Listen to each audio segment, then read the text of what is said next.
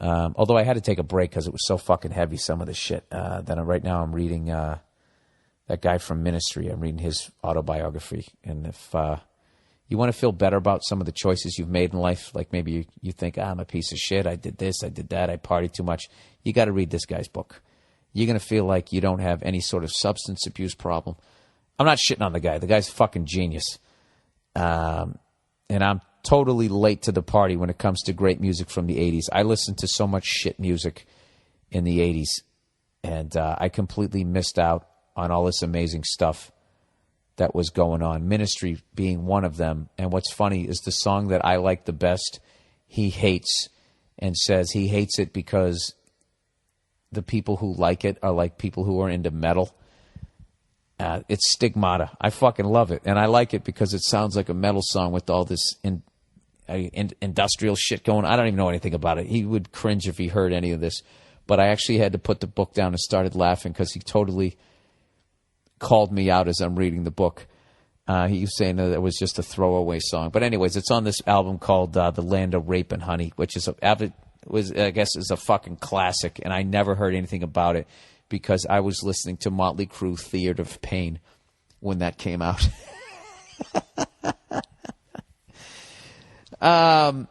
So anyways, just written.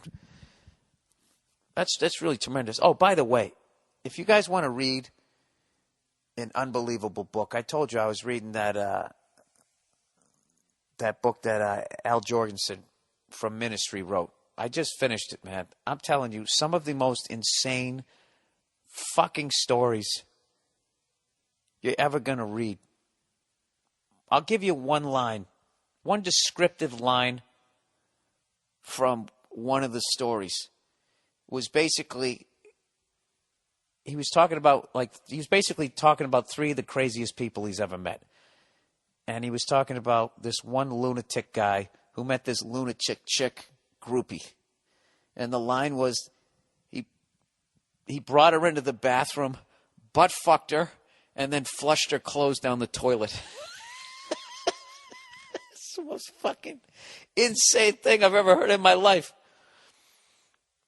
So then she comes walking out of the bathroom. She's like, oh my God, like, what's with your friend? What am I supposed to wear?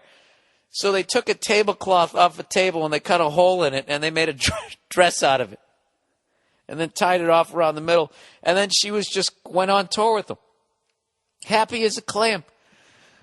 All right, that's me butchering that story. Just imagine 273 pages of that. Phenomenal fucking read. And it also exposed me to all this amazing music in the 80s that I completely missed on because, I was 12 in 1980. So right around, you don't listen to good music when you're in your teenage years unless you have really well-informed older siblings. Like the youngest kid in the family usually knows what to listen to. If he has old, brothers who are like 8, 9, 10, or sisters that are old, like 8 years older or something, can usually hip his friends to, hey, just some of the music that Ministry was making, right? And to think that I was arguing with people about whether, Motley Crue was better than Poison. Not shitting on those bands, but I'm just saying, because I like both those bands for what they are. I like them, I love Motley Crue. And Poison, it took me a while. I mean, they came out with makeup and all the chicks liked them. And, so they were easily hateable. So was Bon Jovi and all that. Oh my God, he's so dreamy, Oh, those guys fucking suck, right? You just start doing that shit. But if you just look at them for what the fuck they were doing, it's all right? But anyways, I had no idea. I had no fucking idea. And I still don't. If you guys actually, you know a lot about that type of music, or you got some punk bands, because I missed out on all of that shit. And I'd really like to go back and listen and work my way through that, the road less traveled of 80s music, because I didn't know any better. All right? Okay. Continuing on.